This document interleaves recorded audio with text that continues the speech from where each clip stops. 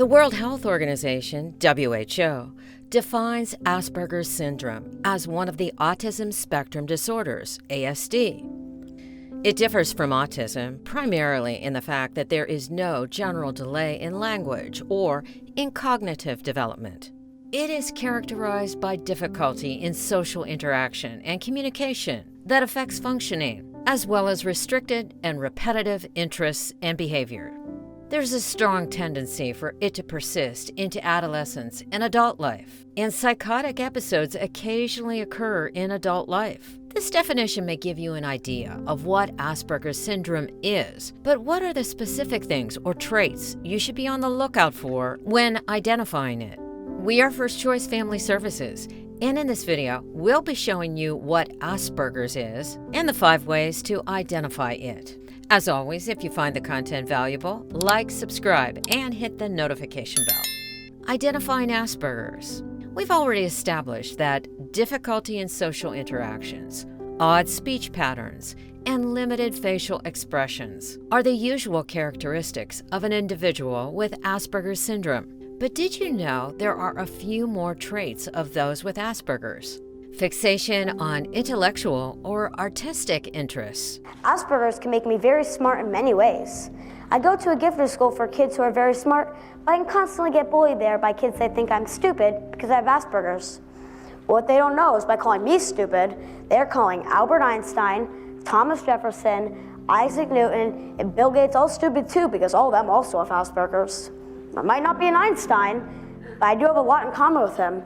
For example, I'm only in 5th grade, but in 7th grade math. Many diagnosed with Asperger's will have at least one specific field of intellectual or artistic interest. They will greatly excel in their area of interest at an early age and continue to excel at it later in life. My brain has the ability to hyperfocus on things that interest me. For example, once I had an affair with calculus that lasted longer than some celebrity marriages. Individuals with Asperger's usually thrive in the fields of math, engineering, photography, and more. Hypersensitivity to sensory stimuli. In 2nd grade, I was a little girl who ran to the nurse's office because of a shrieking fire truck siren. In my senior year, I started rocking and screaming because of loud construction sounds outside my classroom. Speaking of classrooms, sitting still in a classroom felt like physical torture. The seats felt so uncomfortable. The fluorescent lights hurt my eyes, and I just wanted to cry most of the time. Individuals with Asperger's show unusual reactions to sensory stimuli. Some of them are hypersensitive to noise. Others get triggered when touched by certain things. I was also hypersensitive to texture. The feel of water on my skin was like pins and needles. And so for years, I refused to shower. I can assure you that my hygiene routine is up to standards now. I had to do a lot to get here. To conclude, since Asperger's is characterized by difficulty in social interaction and communication, these traits are manifested in the way an individual speaks and communicates.